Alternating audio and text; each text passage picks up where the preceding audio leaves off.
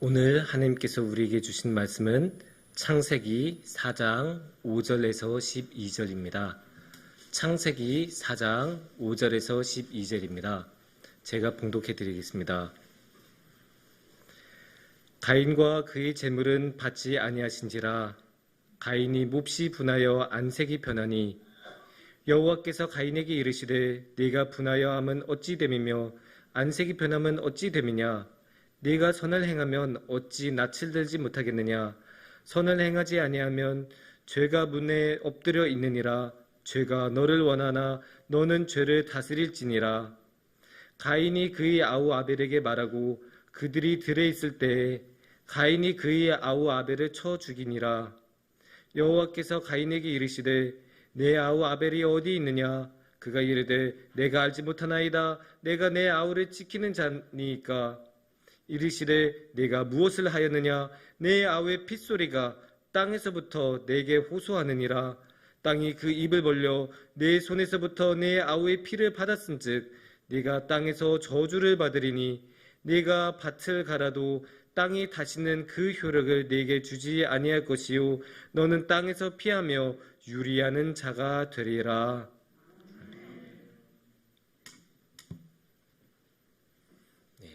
우리가 신앙생활을 하다 보면 반드시 그리고 아주 자주 듣게 되는 말이 있습니다. 죄입니다. 죄만큼 우리가 신앙생활에서 자주 듣는 말도 없을 것입니다. 근데 그거는 뭐 놀라운 일이 아닙니다. 이상한 일이 아닙니다. 왜냐? 죄는 지으면 안 되지만 우리는 너무나 쉽게 죄를 저지르기 때문입니다. 그래서 우리가 죄를 지으면 안 된다고 강조하는 것은 아무리 많이 강조해도 부족합니다. 그런데 우리가 죄를 짓지 않으려면 아주 중요한 질문을 던져야 합니다. 죄는 무엇일까요? 죄가 무엇인지 알아야 죄를 피할 것 아닙니까? 이 죄에 대해서는 참 여러 가지로 이야기를 할 수 있습니다. 많은 사람들이 죄에서 이렇다 저렇다 말을 했는데 우리가 일상적으로 많이 하는 말은 법을 어기는 것을 죄로 말하는 경우가 많습니다. 그래서 죄를 어기는 사람은 우리는 뭐라고 하죠?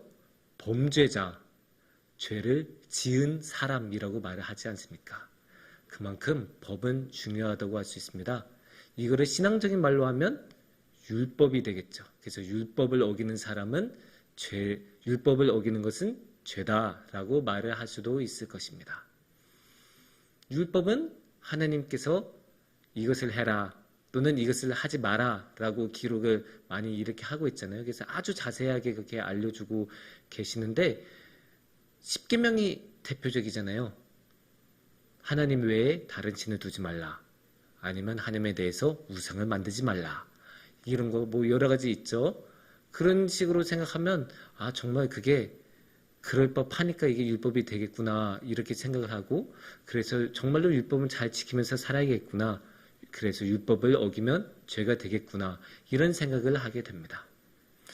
그런데 죄를 이런 식으로 말을 하면 한 가지 문제가 생겨요. 물론 한 가지 문제만은 아니겠지만 이런 문제가 생깁니다. 이게 율법이 너무 많아요. 우리가 율법이 무엇인지 알아야 율법을 잘 따를 것 아닙니까? 근데 이게 율법이 너무 많아요. 우리가 구약 성경만 봐도 이게 여기도 율법이고 저기도 율법이고 율법이 이렇게 많이 있는데 그 많은 것을 우리가 어떻게 다 외우고 살겠습니까? 근데 또 율법이 무엇인지 모르면 내가 하고 싶지 않은데도 나도 모르는 사이에 죄를 저지르고 율법을 어길 수 있지 않습니까? 그러니까 율법을 잘 아는 것은 너무나 중요한데 그 율법을 다 아는 것은 다 머릿속에 담는 것은 너무나 힘든 일입니다. 그래서 여기 이런 문제가 있는 거예요. 이런 문제를 해결하는 것은 쉽지 않아요. 그래서 이 문제를 해결하려고 많은 신학자들이 고민했어요. 그러다가 이런 생각을 했어요. 이게 율법을 어기는 것은 참 큰 죄고 또 많은 죄가 그렇게 있을 텐데 그 율법 조항 하나하나 다 따지면 그거 하나씩 다 죄가 될 거 아니에요? 그렇게 죄가 너무나 많은데 어떻게 생각해 보면 그 모든 죄를 일어나게 만드는 죄의 근원, 단 하나의 죄가 있지 않을까? 그런 모든 죄가 뒤따르게 만드는 죄의 근원이 있을 것이다. 그래서 그 죄의 근원에서 모든 죄가 나오니까 그 죄의 근원이야말로 가장 큰 죄가 될 것이다 라고 생각을 했습니다. 그래서 오늘 이 시간에는 우리가 함께 이 가장 큰 죄에 대해서 한번 생각을 해봤으면 좋겠습니다. 오늘의 말씀에서는 그 가장 큰 죄가 잘 나옵니다. 그리고 오늘의 말씀은 가인과 아벨의 이야기로 유명하죠. 가인이 자신의 동생 아벨에게 저지르는 그 끔찍한 일에 대해서 그걸로 유명한 말씀인데, 그렇게 하면 딱 듣자마자 그러면 살인이 가장 큰 죄인가? 이렇게 생각하실 수 있어요. 하지만 그건 아니에요. 물론 살인은 너무나 큰 죄예요. 특히 인간 사회에서는 용서받기가 거의 어려운, 거의 용서받을 수가 없는 죄라고 할 수 있습니다. 하지만 이게 가장 큰 죄가 될 수 없는 이유는 살인을 저지르지 않아도 죄를 짓는 사람은 많이 있잖아요. 그러니까 이 살인을 통해서 다른 모든 죄가 나타난 건 아니에요. 그러면 다른 죄가 있을 텐데 그게 무엇일까요? 그 죄는 바로 하나님으로부터 멀어지는 것입니다. 하나님으로부터 멀어지는 것. 오늘 말씀에서는 가인이 여러 가지 죄를 저질러요. 그런데 그 모든 죄 5절에서 시작합니다. 5절을 보면 가인과 그의 재물은 받지 아니하신지라 가인이 몹시 분하여 안색이 변하니라고 성경은 말씀하고 계십니다. 그러니까 가인이 제사를 드렸는데 하나님께서 재물을 받지 않으셨어요. 왜 그 재물을 받지 않았는지는 모릅니다. 여기 성경에서 더 이상 자세히는 말을 안 하니까요. 근데 중요한 거는 그것보다 그 다음에 가인의 반응입니다. 어떻게 반응을 했나요? 가인은 몹시 분하여 안색이 변했다라고 합니다. 몹시 분하여 안색이 변했다. 요즘 말로 하면 표정이 굳고 정색하면서 화를 냈다고 할 수 있을 것도 같아요. 이게 이미 저는 하나님으로부터 멀어졌다고 생각을 하는 부분이에요. 물론 하나님께서 재물을 받지 않은 것에 대해서 서운할 수 있고 기분이 나쁠 수는 있어요. 당연히 열심히 준비를 했는데 안 받으면 마음이 상할 수 있죠. 그런데 여러분, 서운하다고 해서 기분이 나쁘다고 해서 다 화내십니까? 안 그러시잖아요. 그래도 여러분이 관계를 이렇게 좋게 하려고 하면 아무리 지금 기분 나쁜 일을 누군가 나한테 했어도 조금 참고 또 다음 기회에 말도 하고 이러지 않습니까? 가인도 그럴 수 있었어요. 가인도 딱 재물을 받지 않았을 때 좀 참았다가 적당한 기회에 하나님, 근데 그때 왜 제 재물 받지 않았습니까? 이렇게 물어볼 수도 있었고, 아니면 하나님한테 설득할 수도 있잖아요. 하나님, 그래도 이거 되게 좋은 건데 이거 받아주시면 안 됩니까? 물어볼 수도 있는 일 아닙니까? 관계를 계속 유지하고 좋게 가려고 하면 어떻게든 노력을 했을 텐데 가인은 그냥 화를 내버립니다. 그냥 막 화를 내고 씩씩대고 그렇게 화내버리니까 이게 더 이상 관계가 안 되는 거잖아요. 이건 거의 관계를 그냥 끊겠다는 것처럼 보여요. 그런 가인이 하나님은 걱정이 되셨던 것 같아요. 이렇게 자신으로부터 멀어지면 무슨 일이 일어날지 하나님께서는 뻔히 아시니까. 그래서 하나님께서는 가인을 친히 찾아오세요. 친히 찾아오셔서 6절에서는 네가 분하여 하면 어찌 됨이며 안색이 변하면 어찌 됨이냐 물어보시죠. 그러니까 타이르고 계신 거예요. 너 왜 그렇게 화났어? 너 왜 표정이 그래? 그렇게 화내지 마. 타이르고 계시고. 또 7절에는 경고를 하고 계세요. 죄가 문에 엎드려 있느니라. 죄가 너를 원하나 너는 죄를 다스릴지니라. 너 조심해. 죄가 지금 네 문 앞에 있어. 죄가 지금 너 노리고 있으니까 너 조심해. 이렇게 하나님께서는 분명히 이야기를 하고 계십니다. 그런데 가인은 어떻게 했나요? 이미 마음이 떠나면 다시 돌아온 건 힘들어요. 이미 하나님으로부터 멀어진 가인은 하나님한테 등을 돌리고 저 들로 나아가서 자신의 동생 아벨에게 끔찍한 일을 저지르죠. 그리고 그 끔찍한 일로 끝나지 않습니다. 하나님께서 가인을 찾으셔서 네 동생 아벨 어딨니? 물어보셨을 때 뭐라고 하죠? 저 몰라요. 모르긴 뭘 모릅니까? 거짓말이죠. 근데 이 거짓말도 그냥 거짓말로 한 게 아니에요. 이 거짓말을 보면 9절을 보면 이렇게 대답하잖아요. 내가 알지 못하나이다. 내가 내 아우를 지키는 자이니까. 이게 그냥 저 보호자 아닙니다. 병원에서 그렇죠. 보호자이십니까? 그러잖아요. 저 보호자 아닙니다. 그냥 이 정도가 아니에요. 이거 되게 비꼬는 말이에요. 우리가 이게 너무 글 속에 있으니까 잘 못 느끼는 거일 수 있는데 이게 생각을 해보면 아벨의 직업이 뭐였어요? 아벨의 직업 목동 아니었습니까? 목동은 뭐 하는 사람이에요? 가축을 지키는 사람이잖아요. 근데 자신의 동생 아벨이 그런 지키는 사람인 거 뻔히 알면서 내가 쟤처럼 지키는 자예요? 이렇게 비꼬는 거예요, 하나님을. 그러니까 보세요. 가인이 하나님으로부터 멀어지니까 살인 저질렀죠. 하나님께 거짓말하죠. 하나님한테 비꼬는 불경을 저지르죠. 이렇게 죄가 가인의 인생에 쏟아져 들어오기 시작합니다. 그리고 가인은 이제 자기도 그걸 감당 못해요. 그냥 죄에 휩쓸리는 거예요. 이렇게 그 죄를 저지르는 것은 하나님으로부터 멀어지면 그 다른 죄들이 쏟아져 들어온 것은 신앙의 원리를 생각하면 너무나 당연한 일입니다. 왜냐? 하나님께서 우리를 지켜주신 분이시잖아요. 하나님께서 이게 울타리처럼 우리를 안아주시고 모든 죄와 악에서 지켜주시는 분이신데 하나님으로부터 멀어지면 이 울타리에서 벗어나는 것 아닙니까? 그러면 우리를 지켜주시는 분이 없는데 죄가 어찌 우리 안으로 들어오지 않겠습니까? 어쩔 수가 없는 거예요. 너무나 당연한 거예요. 그래서 이렇게 우리가 만약에 이 세상에서 단 하나의 죄만을 말을 해야 된다면 그건 단연코 하나님으로부터 멀어지는 것이라고 말을 할 수 있습니다. 근데 이렇게 하나님으로부터 멀어지는 게 죄라고 하면 꼭 이런 사람이 나타나요. 하나님으로 멀어진 거 뭐 그거 큰일입니까? 아니 나는 나만 믿는데 나는 내가 제일 중요한데 뭐 그 하나님 굳이 가까이 있어야 됩니까? 이런 사람들이 꼭 있어요. 특히 하나님을 믿지 않는 사람들은 이런 식으로 너무 많이 말해요. 나는 나만 믿는다. 나 하나님 안 믿어. 나 하나님 필요 없어. 이런 분들 너무 많아요.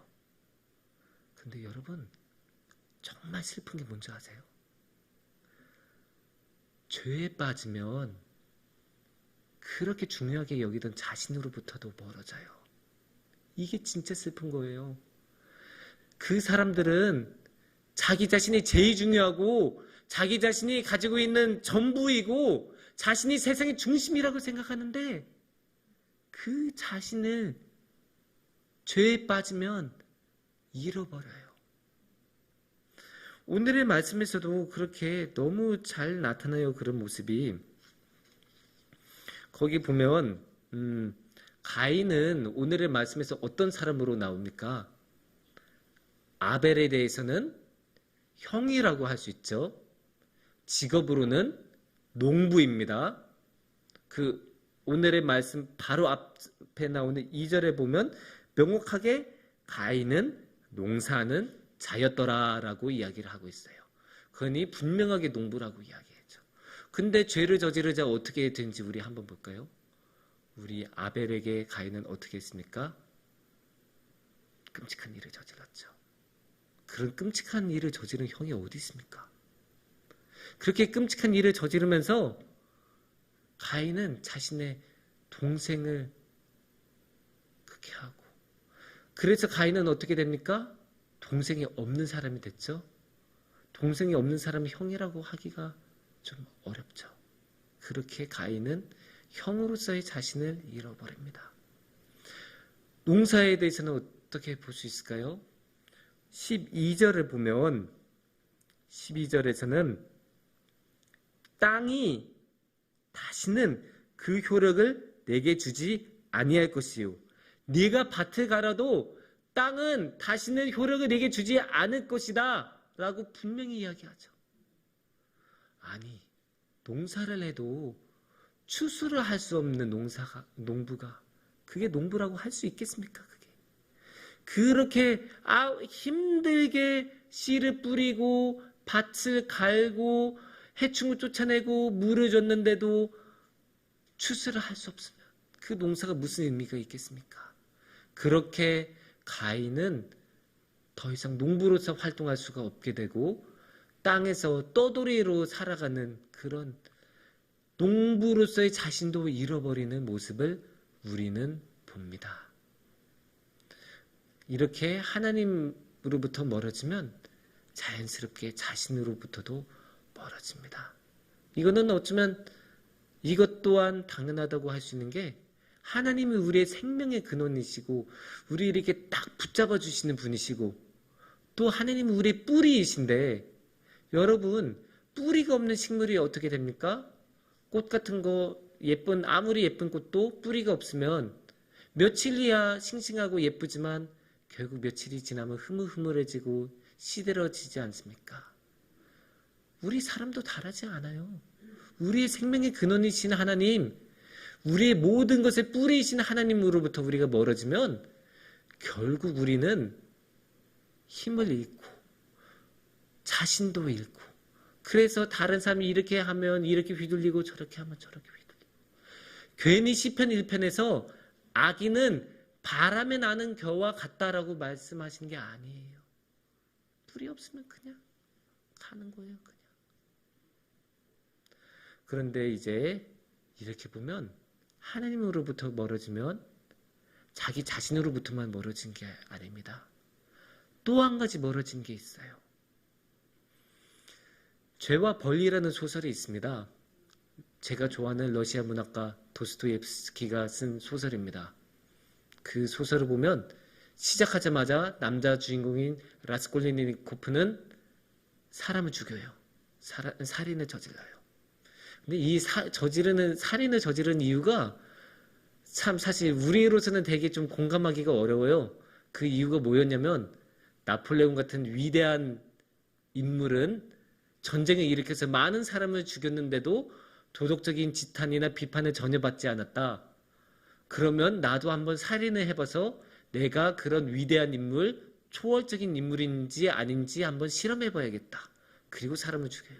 참 우리로서는 좀 도무지 이해가 안 되죠. 아무리 생각해도 우리는 그렇게까지는 안 갈 텐데 근데 당시에 러시아에는 좀 그런 극단적인 분들이 계셨던 것 같아요. 그래서 이제 그렇게 끔찍한 일을 저지르고 이야기가 쭉 진행이 되다가 마지막에 결국에는 자신이 잘못을 저질렀던 것을 깨닫고 인정을 합니다. 물론 참 빨리도 깨달았다라는 생각이 들기는 하지만 중요한 것은 그 이후에 이 주인공이 보여주는 반응입니다. 이 주인공은 자신이 잘못한 것을 깨닫자 자수하러 가요. 여기까지는 평범합니다. 하지만 그 자수하러 가는 길에 광장을 들러요. 그 광장에는 많은 사람들이 있었습니다. 근데 그 많은 사람들 앞에서 이 주인공은 두 팔을 벌린 다음에 땅에 엎드려요. 되게 이상하죠? 근데 그 땅에 엎드리는 게 여기 있는 많은 사람들과 대지, 땅에게 사죄를 한다라고 써 있더라고요. 이게 참 독특하죠? 사람들에게 용서를 구한 거는 그렇다 칠 수 있어요. 근데 땅에게? 땅은 사람도 아닌데 왜 땅에게 용서를 구해야 될까? 근데 여기에 아주 중요한 점이 들어있는 거예요.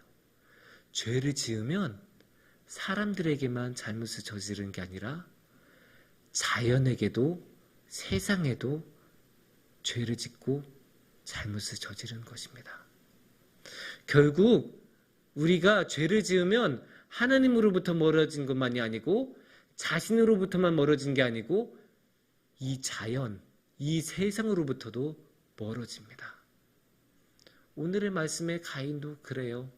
가인이 그렇게 아벨에게 끔찍한 일을 저지르자 뭐라고 나왔습니까? 오늘의 말씀을 보면 11절에 그 말이 아주 잘 나옵니다. 땅이 그 입을 벌려 내 손에서부터 내 아우의 피를 받았은즉 내가 땅에서 저주를 받으리니. 땅이 아벨의 피를 받을 이유가 없어요. 땅은 그냥 있고 아벨의 피는 당연히 아벨의 몸속에 있었을 것 아닙니까? 하지만 가인이 그렇게 끔찍한 일을 저지르자 그 피가 모두 땅에 흩뿌려진 거예요. 그러면서 땅이 잘못된 영향을 받은 거죠. 그렇게 잘못된 영향을 받은 것을 땅은 곧바로 파악을 하고 알고 그래서 어떻게 합니까? 이 가인에게 저주를 내린다고 나오지 않습니까? 이렇게 죄는 자연에게도 안 좋은 영향을 주고 또 그만큼 저주를 받으면서 죄에게서도 땅에서도 멀어지는 모습을 볼 수가 있습니다. 12절에는 그 모습이 더 잘 나오죠. 12절에 아까 말씀드렸던 것처럼 땅이 다시는 그 효력을 내게 주지 아니할 것이요 라고 말씀하고 있습니다. 이것만큼 땅에서 자연에서 멀어진 것이 잘 나타나는 구절도 없을 것입니다. 다시는 효력을 나타내지 않을 것이다. 이제 되돌릴 수 없는 관계가 된 거예요. 되돌릴 수 없는, 회복될 수 없는 관계. 그렇게 죄를 지으면 그렇게 회복될 수 없을 정도로 멀어질 수도 있는 것입니다. 신앙의 원리로 보면 이것도 그렇게 될 수밖에 없습니다. 왜냐? 이 세상은, 이 자연은 하나님의 뜻에 따라서 창조지세로 세워진 것이 아닙니까? 근데 하나님으로부터 멀어지면 당연히 하나님의 뜻에 우리는 반대되는 일을 하게 되고 그러면 이것은 하나님의 뜻에 따르는 자연 질서하고는 같이 갈 수가 없게 됩니다. 그래서 우리는 앞서 찬양할 때도 자연도 그토록 하나님을 찬양하는 게 자연인데 그래서 하나님께서 그토록 자연을 아끼시고 자연과의 관계도 잘 하기를 원하시고 청지기로 우리를 세우셨는데 우리가 죄를 지으면 이 자연에 대해서도 안 좋은 영향을 주고 자연도 왜곡시키고 결국 우리 삶 전체도 황폐해지는 그런 모습을 보게 됩니다. 결국 가장 큰 죄는 하나님으로부터 멀어지는 죄입니다. 그래서 하나님으로부터 멀어지면 우리는 우리 자신으로부터도 멀어지고 이 세상과 자연으로부터도 멀어집니다.